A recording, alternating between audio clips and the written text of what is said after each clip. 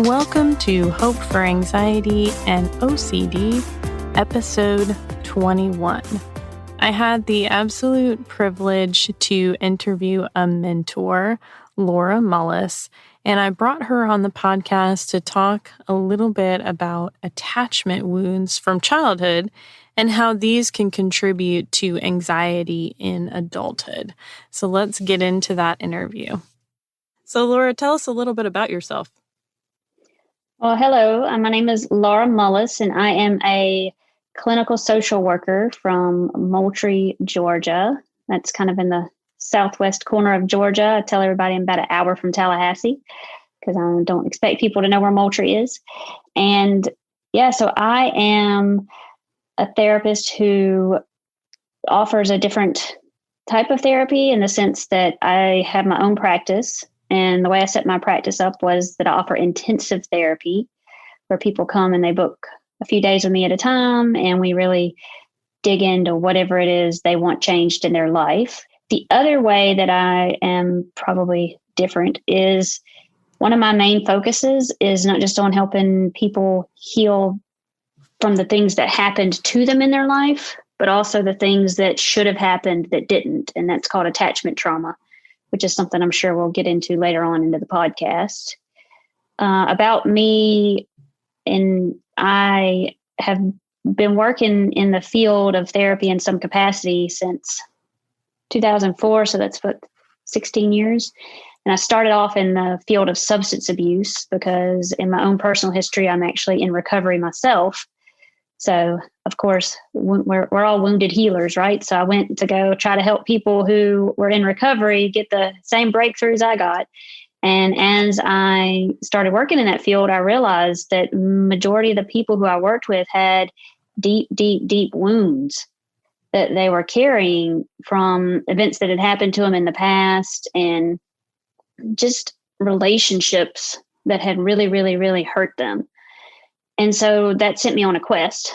I went on a quest, and I'm still on my quest, but I don't think the quest is ever done. My quest to try to figure out how to help people really overcome and heal the wounds that cause them to keep recreating patterns in their life or to keep living below what their full potential is capable of. And so that's led me on a journey of many, many trainings and many, many learnings. And I just tell people that I'm eternally curious. I will go learn about anything. I love that, eternally curious, because I think the best therapists are the people who are willing to continue learning and continue growing. And I've met people in the field, unfortunately, and you probably have too, that feel like they've already arrived and you can't teach them anything. And that's very frustrating. So I love it when people love to learn and grow. So yeah. Definitely. The quest is never over. And the cool thing about that is that you always run into clients with different issues that come up. And it's like, oh, well, I don't think I've quite dealt with this before. This is a little bit new. What are we going to do here? Yeah, that's the interesting thing. There's always something new. So I heard somebody say once before, wisdom is knowing you don't know. Yeah. And so I always hold that as my motto, that wisdom, I don't know. And if I think I do know, then I'm missing a lot. So let's get into talking about attachment trauma and how you would define that. So attachment trauma is basically, I call it attachment wounding, because trauma, when you think of the field, is so much about what happened. And attachment wounding is more about what did not happen. So all of us were born into this world and are raised by somebody. It might not be your parents, your paternal parents, but you are raised by somebody. And those people who raised you almost leave an imprint on you based off of how they treat you or what they don't do for you. And the imprint or the impression or the impact that they leave on you is that attachment wounding. So if you were raised by caregivers who didn't see you, didn't hear, didn't value, or raised you in a way where it was confusing. sent mixed messages, or raised you in a way where they didn't know how to manage their own emotions, so then they couldn't teach you to manage your emotions, then you almost internalize all of that. You take that into yourself, and then you grow up and you repeat all those patterns in your relationship with yourself and your relationship with others. And so then when you go to a therapist and the therapist says, well, tell me what happened, you're like, I don't know. It's just my childhood was good. I mean, everybody had problems, right? They didn't beat me. I wasn't hurt. I wasn't all the things that you think of when you think of trauma. And the person people don't really know that was anything different, because it's just like the existence they grew up in. And so it's really hard for people to share what did not happen, or what happened that felt almost like it didn't match what they knew they were supposed to receive. So that's attachment wounding. And attachment wounding, I have found, is really driven or kept alive by unmet needs. So our needs did not get met in childhood, and that caused a part of our brain to almost get stuck at the age at which the need wasn't met. And then we are at times in our life responding out of that age or that sense of absence. And what we then grow up and do, a lot of people, is we then look outside ourselves for somebody else to meet our needs. So we have these unmet needs, and we grow up and we become adults with unmet needs. And then we want other people in our life to meet those needs.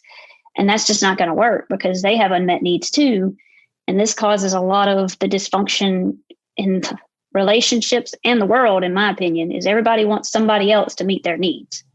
And so what I do is I help people learn how to first identify the unmet needs from their past, and then meet their own needs.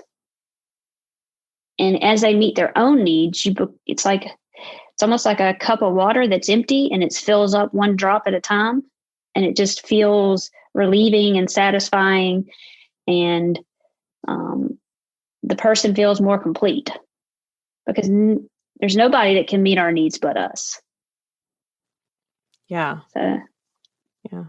That's interesting. How would you kind of put a spiritual overlay on that, as far as God meeting people's needs versus people meeting their own needs? So when I do the type of therapy I do is, I do, as I said, I'm eternally curious. So I have lots of tools in my tool belt, but the one I've found to help attachment trauma is called ego state therapy, which is basically like parts work. And so part of what I help people tap into is almost a resourced part of them who has all of the things that they needed when they were a kid and didn't get. And one of the parts of them that I help them tap into is almost like a spiritual self, if they're open to that. Some people just are not ready to go there, and I understand that. But if spirituality is a cornerstone of their belief system, then they have a part of them who is able to receive the love of their spiritual source. And that part of them has the capacity to really almost expand to meet their needs in life today. So I see it as, in my own personal experience in going through recovery, I saw that in my life, I had to first receive the unconditional love of God. And out of that unconditional love of God, I could then love myself unconditionally. Yeah, that's so good. Yeah. That was my path. And I was doing exactly what I described at the beginning. I was trying to have my friends and my family and everybody else love me unconditionally, and they're just not capable of that. So it's really tapping into that unconditional source of love, which then feeds your unconditional love for yourself. And then you will just naturally know who belongs in your life. That makes a lot of sense. I know that I see this with people where there's a lot of grief that goes on over these unmet needs. I don't understand why my mother couldn't just love me unconditionally. I don't understand why she couldn't love me as much as my sibling, et cetera, et cetera, et cetera. Do you feel like that's a long-term ongoing process for people, that part of this being able to meet their own needs relieves some of that? Yes, being able to meet their own needs relieves some of that. But when you describe that to me, that tells me that there's a younger part of their mind stuck in a place where they may be in their 40s, but part of their mind still feels like they are a kid needing a mom to take care of them. And so part of what I help people do is help those parts of the mind that are stuck in that almost vortex of why can't mom love me? Because when you're 4, you need a mom to love you for survival. Right. But now that you're 40, you don't really need a mom to love you. It'd be nice, but you don't need it. And continuing to try to go back and have a person who's not capable of loving you love you is actually causing you to have unmet needs in the present.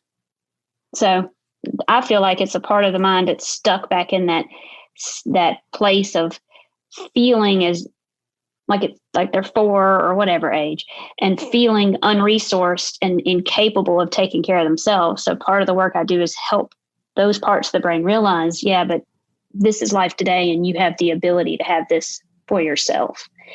There is an element of grief to the work, but there's a difference between grief and almost like avoidance sadness. So some people will stay in this level of sadness and denial, and that's actually keeping them from the deep grief that they need to come to a place of acceptance. Of, I can accept who my mom is, and I can accept that whatever happened to her in her past made it to where she just could not pass that down to me. Do you think that people, even if they don't get this from their parental or caregiver relationships, like these needs, that a lot of times they get them met in other relationships, and that provides that internal resource for them to be able to have that? Yes. However, I think that a lot of times, because of the unmet needs in the past, people can choose people to be in their life out of their wounds. And unfortunately, it just winds up recreating the wounds. That's very true. Very true. And so there is that rare bird who comes, who actually has a healthy marriage or healthy relationship. And within that marriage and relationship, they can almost have their adult life have their needs met, but they still have the unmet needs from the past that will crop up sometimes, will show up sometimes, and will wind up causing them to get in fights with their partner, or pull away and avoid, or shut down, or be almost not paranoid, but anxious about their person's love and affection for them. Like, this is all the ways that attachment shows up in life today, is how we relate to other people. And so if you have a lot of unmet needs from childhood, safety, emotional safety in a relationship is difficult to maintain. So feeling like this person might leave me. Yes. Which could show up in a lot of different ways. Like, if this person gets mad at me, they might leave me. Or if this person gets too close to me or knows too much about me, they might discover my flaws and might leave me. Yes. And so then so people respond to that in different ways. They either pursue the person harder and want the person to meet demands, or want the person to check boxes, but those boxes aren't going to bring the relief they need anyway. Or they pull into their own shell and shut down, or they do both. This push-pull dynamic that comes up sometimes. And all of it is because there's not a sense of emotional safety inside the person. Right. What's manifesting outside is reflective of what's inside. Yeah. And so I tell people, build the emotional safety inside, and then things outside change.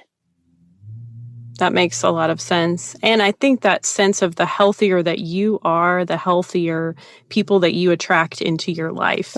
Yes, you do. And the opposite is true as well, unfortunately.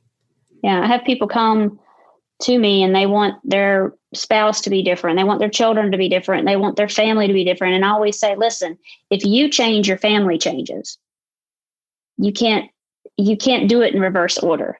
If you change and who you are is different, then they will just start responding differently to you. Or you will come to the place where you realize in order to get better, you have to create that distance. Mm-hmm. So, yeah. Talk with us a little bit about how this issue of attachment wounding can cause anxiety to develop in people. The place that we learn to feel internally safe is through our caregivers. So when a baby is born, it doesn't have any way to manage the emotions or the feelings going on inside their little body. And so they are dependent on the person who is raising them to do things like pick them up and soothe them and rock them and soothe them for them.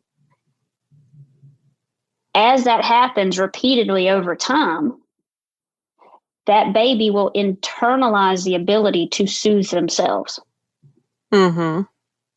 So if a person doesn't have a caregiver who has the ability to soothe themselves, then they do not have the ability to help a baby internalize that ability to soothe.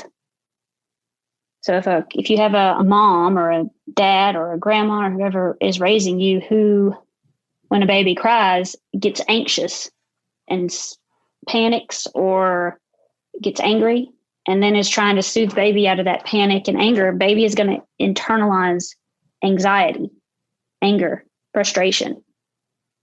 So we, in some ways, how we cope with the world at the core is a replication of how our parents coped with the world. That makes a lot of sense. And in order to really develop your own ability to cope with the world, you kind of have to, get rid of or heal what your parents passed down. And it might not even be parents. It could be bullying in school, could be different things. And what I've found is when it comes to attachment wounding, what happens is when we have an event happen in our life that is overwhelming or shocking, it's like our brain turns on an internal recorder, like literally almost like cutting on a recording system, and it records people acting in that way and the message that they were sending us. And the message at different times in our life, when we go through something that feels similar, will turn on and start replaying in our head as if that thing from the past is happening now. And so then when we have something in our life that's upsetting or anxiety provoking, we're not just responding to it, we're also responding to the messages inside our head. The internal, dialogue. Yes. And that internal dialogue, if you hear it for so long, it gets hard to separate. Is it mine or was it there? Where did it even start?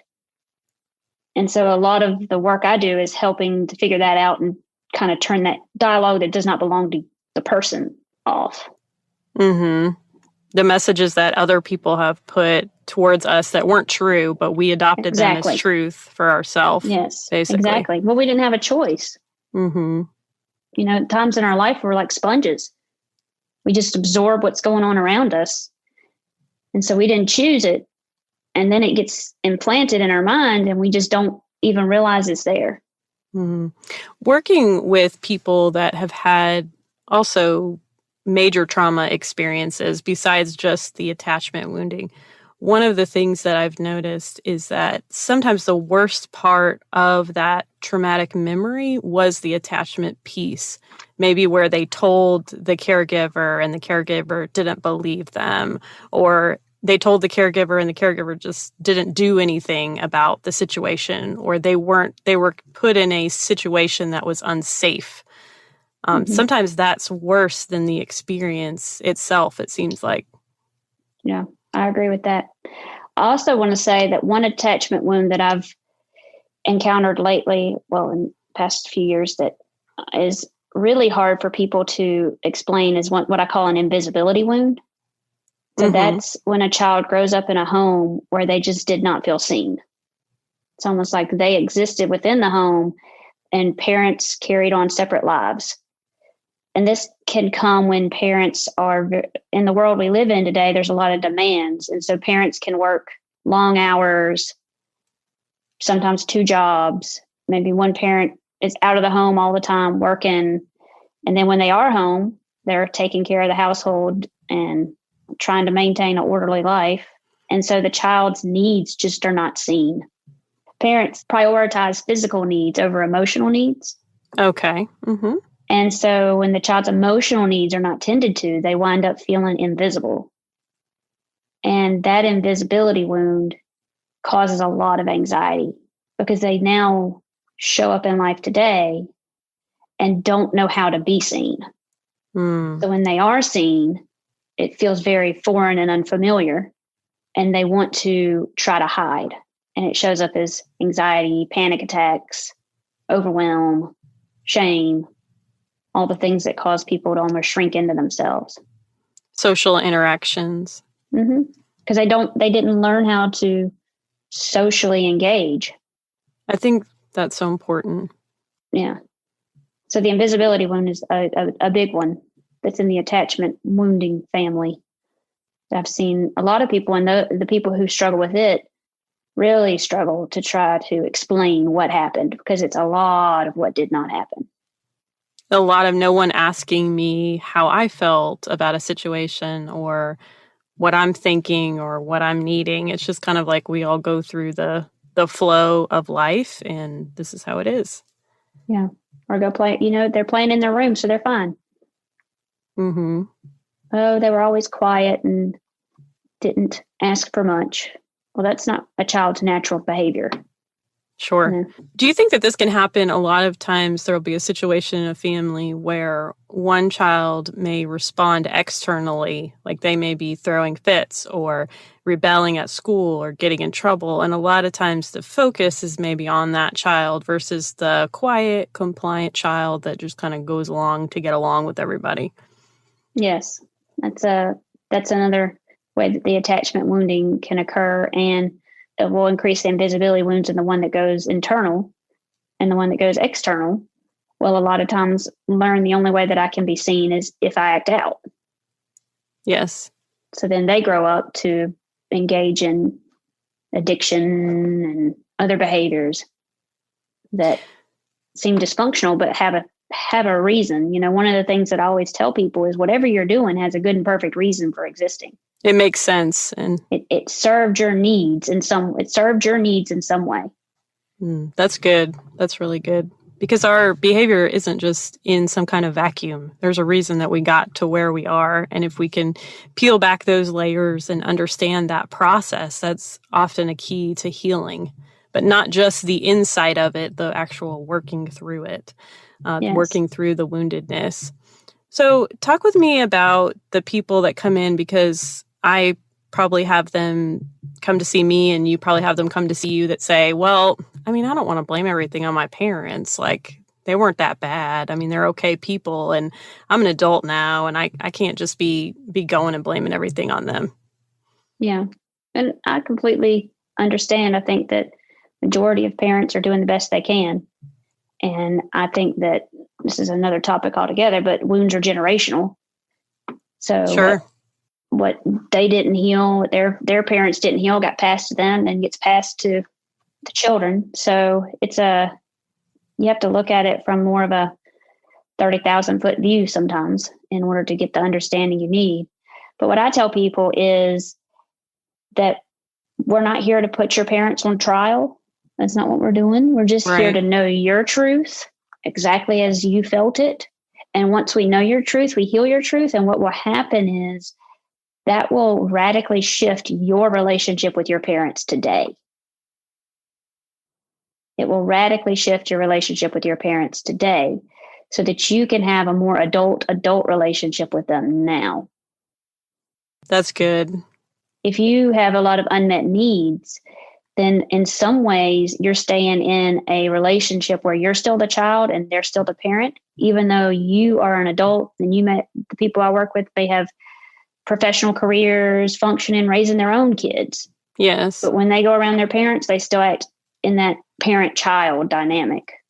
Right. And it continues to replicate the unmet needs. So if we can heal the wounds and just learn your truth, then you could be more adult, not just in your relationship with your parents, but in your relationships with others. That's good, because what we're talking about affects people at work. It affects them at home. It affects them in their intimate relationships. It affects them with authority figures, parents, anybody. It's really huge. And once you kind of get down underneath all of those layers, then and have some healing there of these wounded parts, it can be really transformative. It really can. It truly can. Yeah. I'm curious how you got through this process because I'm assuming that you were providing weekly therapy in the past. How did you make that shift from like weekly therapy to just doing intensives? So I was doing weekly therapy, and I one of the things that I do work with, which is again another topic altogether, is dissociative identity disorder, which is people who have such isolated parts. They have multiple personalities. And in that, I figured out you couldn't do hour-a-week therapy with them.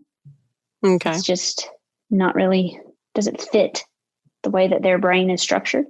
And so I started to do intensives with them, starting with 2 to 3 hour sessions and then working my way up. And I realized that I just like it better. Okay. That I'm a person who believes that you can't recreate moments. So what that means is if we're in a session and we get to a big breakthrough, then we have to just keep going through it. If all of a sudden we uncover a layer and it's a new truth or a new understanding or a new trauma or a new attachment wound that we need to work on, then it's really hard to say, okay, let's stop here and come back next week and we'll resume at that spot. The mind doesn't work like that. I believe once you get there, you just have to keep going and heal that piece, and then you can rest and go back in and kind of work on another layer.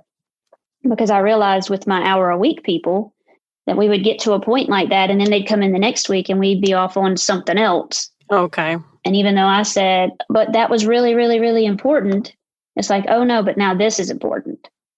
And so we had a lot of places we got to that were never resolved.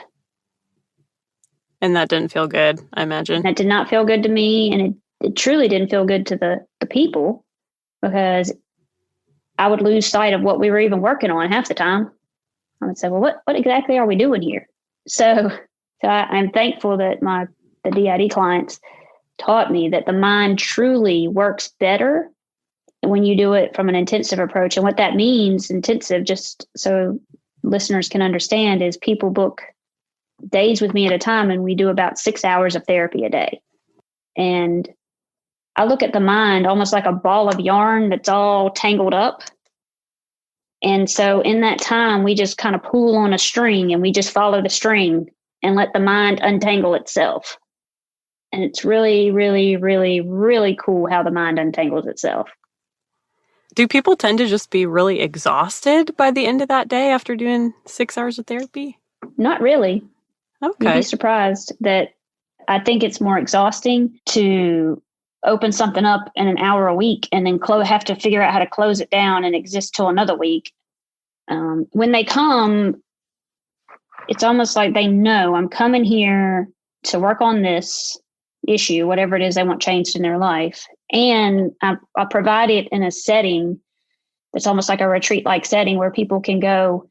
There's cabins, and they stay in a cabin, and we meet in the cabin. So it's the setup works also with the way the mind works, which is compartmentalization. Okay. I'm actually leaving my day-to-day life. I'm going to this place where what I do in this place is I work on myself. Very specific, purpose. Yeah, and they know this is what I'm doing here, and they don't have to worry about anything else except for healing. Yeah. So I have found that it really, for the people who are ready for it, because not everybody would be ready for it. Sure. But people who are ready for it and want to take the journey, that the intensive approach, in my opinion, is the best way to go. That's good. It's for just very interesting and different. And I think a lot of people don't know that that's even an option out there for them, because some people have a hard time with, like you talked about, busyness of schedules, just even making an hour of therapy a week work for them, and trying to deal with things like childcare and transportation issues and so forth and so on. So yeah, it's really awesome. We'll put your links and so forth in the show notes for people so they can find you if they want to look you up that way. Yeah, that'd be great. At the end of every podcast, since our podcast is called Hope for Anxiety and OCD, I like to ask our guests, what is a time that you have received hope from God or another person? I guess I would say that one of my transformative shifts in my life was when I was in treatment for recovery from addiction. And I was praying. And I was praying for everybody else in my life. Oh, God, I want you to do this I want you to make sure this person remembers me, and I want you to do this. And I was telling God exactly what I wanted him to do, And and it was like audibly, I heard God say, all right, listen up. First, you work on your relationship with me. Then you work on your relationship with yourself. Then you can work on your relationship with your family. And then I will add who I want into your life. Wow. And that moment changed everything for me, because I realized that was the order. That was the order for healing. And I was kind of go top down rather than bottom up. And I've lived my life that way for the past 19 years. And every bit of it has come true. That's awesome. That's really, really cool. I like that God told you to listen up, because you're a very direct person. And I feel like you would say that to somebody else. It was. And I was just to pray and do. And then all of a sudden I heard God say, listen up. I feel like God knows how to meet each one of us, like where we're at and how we are. And so you're like this really like sweet, like gentle, kind person, but you also have like a directness in you too. And so I was like, that just so fits. Yeah. It's like, boom. I was like, oh, okay, I'm listening. But it changed everything for me when I realized that. And I also feel like in my work, it also shapes how I help people on their process. I feel like it helped me see a clearer path for not only how I got the healing I needed, but how people can get the healing they need. Yeah, that's good. Well, thank you so much for coming on and sharing with us about attachment trauma. It's been really good, really informative. All right. Thank you, Carrie.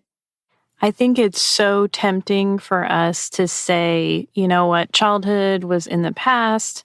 That doesn't affect me now. All of that stuff is over and I'm over it. But a lot of how we act today is affected by how we were interacted with by our caregivers and the patterns that develop. And I have seen amazing transformation when people unpack those patterns and heal from those past wounds, and allows them to move forward into a more healthy adulthood. So I wish all of that for you who are listening. Hope for Anxiety and OCD is a production of By the Well Counseling. Our show is hosted by me, Carrie Bach, licensed professional counselor in Tennessee. Opinions given by our guests are their own and do not necessarily reflect the views of myself or By the Well Counseling. Our original music is by Brandon Mangrum. Until next time, may you be comforted by God's great love for you.